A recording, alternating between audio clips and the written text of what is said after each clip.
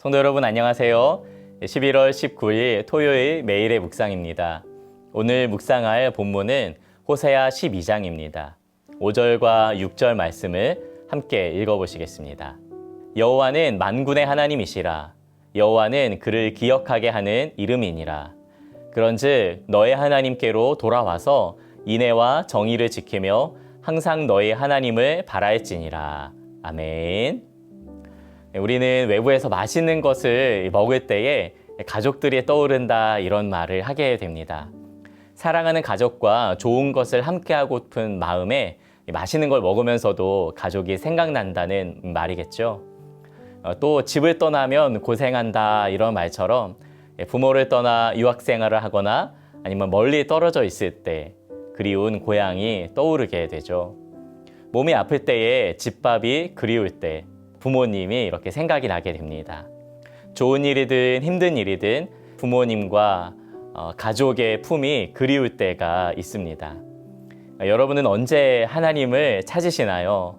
하루를 살며 하나님이 떠오르실 때는 언제이십니까?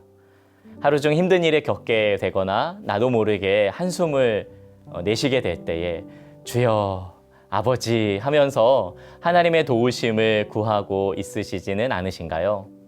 긴장되는 순간에 짧게라도 기도하면서 주님 도와주세요 라고 간절히 기도하실 것 같습니다. 또한 일이 잘 풀리거나 뜻하지 않은 좋은 일이 생겼을 그런 경우에 주님 감사합니다 라고 이야기하기도 하고 또 주님께 도우심을 구하는 기도를 올릴 텐데요. 이처럼 우리가 하나님을 기억하며 좋은 일, 힘든 일에 하나님을 생각하는 것은 너무나도 자연스럽고 마땅한 일입니다. 그러나 문제는 우리가 죄를 짓는 순간입니다. 그때에는 하나님을 기억하지 않습니다. 아니, 죄인 줄 알면서도 하나님의 기억 속에서 지워버려 하나님 없는 것처럼 말하고 행동할 때가 있다는 것이죠. 아무도 십자가의 사랑을 묵상하면서 죄 짓는 사람은 없습니다.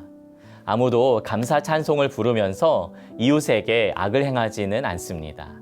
그러고 보면 우리는 하나님을 잊을 때에 죄를 짓게 된다고도 말할 수 있지 않을까요? 하나님을 기억하지 않을 때에, 하나님을 생각하지 않을 때, 하나님과 상관없이 살아가는 모습을 보이게 됩니다. 하나님의 말씀을 제쳐두고 내 방법과 내 생각이 먼저일 때가 많다는 것이죠. 기도와 말씀도 귀찮아하면서 내 방식대로 문제를 해결하고자 머리 쓰며 인상 찌푸려가며 생각을 이어갈 때도 있습니다.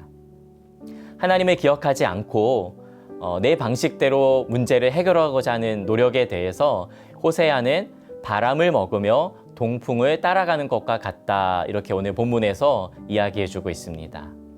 에브라임으로 표현되는 북이스라엘 민족은 하나님을 찾지 않고 아수르와 애굽과 계약을 맺으며 자신들의 안위와 그런 열강들을 의지하는 데서 평안을 찾고자 했습니다. 호세아는 그런 모습이 바람을 먹는 것처럼 헛된 일이며 하나님이 아닌 동풍, 즉 아수르의 힘을 의지하는 잘못이라고 지적하고 있는 것입니다. 이스라엘이 아수르와 애굽과 동맹을 맺는 것은 이웃을 사랑하는 마음이거나 평화를 위해 조약을 맺는 선의에서 나온 것이 아니었습니다. 자신의 이익을 위한 권모술수에 불과했고요. 이스라엘은 아수르와 애굽의 그러한 악한 행위를 본받기까지 하고 그들의 신을 섬기며 당장 자신 앞에 놓인 어려움을 정치적인 술수로 해결하고자 했던 것입니다. 하나님의 백성이 하나님의 말씀과 법을 지키며 세상과 구별된 삶을 살아야 하는데 도리어 세상의 비유나 맞추며 그들의 악한 행위를 본받아 그들과 다를 바 없는 삶을 살고 있는 것입니다. 하나님을 기억하지 않는 인생은 하나님을 제쳐두고 자신의 방식을 따르며 세상의 속임수와 거짓을 닮아가는 삶을 살게 되어 있습니다. 하나님은 그런 이스라엘에게 돌아오라고 말씀하십니다. 하나님께로 돌아오는 삶은 하나님의 자녀답게 살아가는 것입니다. 하나님께서 인애하시며 공의로우신 것처럼 하나님의 자녀들도 세상의 인애와 공의를 드러내며 살아야 하는 것입니다. 그러나 이스라엘은 그렇게 살지 못했습니다. 속이기를 좋아하고 거짓을 써서라도 자신의 이익을 위해 살아갔던 것입니다. 그렇게 부정한 재물을 축적하고 이익에 눈이 먼 삶을 살았습니다. 호세아는 12장에서 이스라엘 조상 야곱의 이야기를 언급합니다. 야곱의 삶을 보면 속이는 인생이었죠. 형의 발 뒤꿈치를 잡는 자였고 하나님과 겨루는 자였고 삼촌 라반의 집에서 아내를 얻기 위해 일하는 자였습니다. 이스라엘에게도 그런 모습이 있습니다. 욕심 많고 이익을 위해서라면 무엇이든 하며 자신의 뜻을 이루기 위해 애쓰고 또 애썼던 그런 야곱의 모습이 당시 이스라엘 민족에게도 고스란히 남아 있었던 것입니다. 심지어 그들은 이렇게 말합니다. 에브라임이 말하기를 나는 실로 부자라. 내가 재물을 얻었는데 내가 수고한 모든 것 중에서 죄라 할 만한 불의를 내게서 찾아낼 자 없으리라 하거니와. 에브라임처럼 우리는 우리 자신의 행위를 정당화할 때가 있지 않으십니까? 이 정도면 됐지 얼마나 더 잘해야 하느냐고, 나도 어쩔 수가 없었다고, 세상 사람들이 다 그렇게 살지 않냐고 말입니다. 이렇게 사는 것도 얼마나 힘들게 사는 줄 아냐고 하소연하듯 말할 때가 있지 않으신가요? 그러나 하나님은 말씀하십니다. 내가 애굽 땅에 있을 때부터 나는 내 하나님 여호와니라. 너를 구원한 건 바로 나 여호와라고. 내가 죄인 되었을 때에 너를 사랑하여 너를 불러내었다고. 내가 나를 선택한 것이 아니라 내가 너를 선택했다고. 내가 무엇을 해서가 아니라 아무것도 하지 않았을 그때에도 너를 사랑한다고. 하나님은 그저 항상 하나님을 바라기를 원하십니다. 하나님을 기억하기를 원하십니다.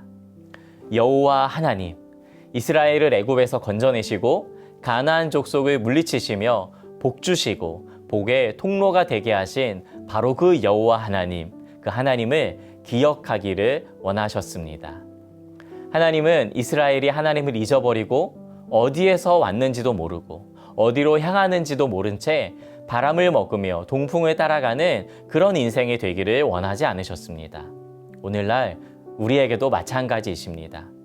경제 위기와 불안하고 혼란스러운 이 사회 속에 살아가는 우리에게 하나님은 나를 바라봐라 라고 말씀하십니다.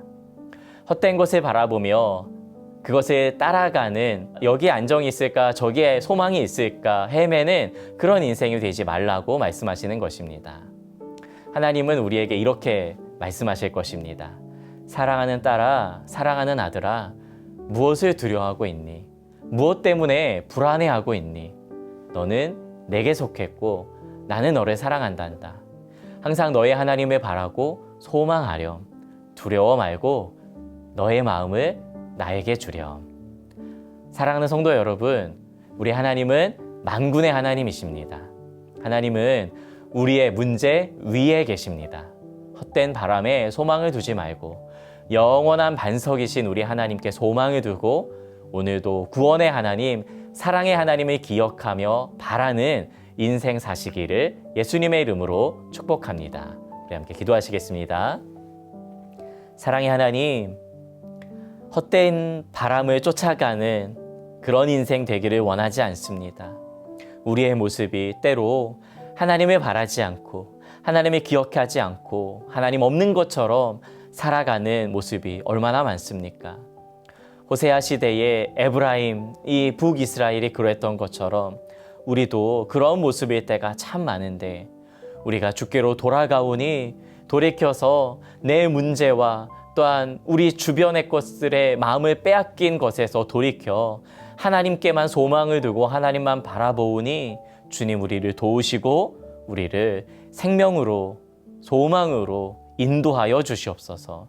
그렇게 오늘 하루의 삶을 주님께 온전히 맡겨드리오며 우리 주 예수님의 이름으로 기도 올리옵나이다. 아멘.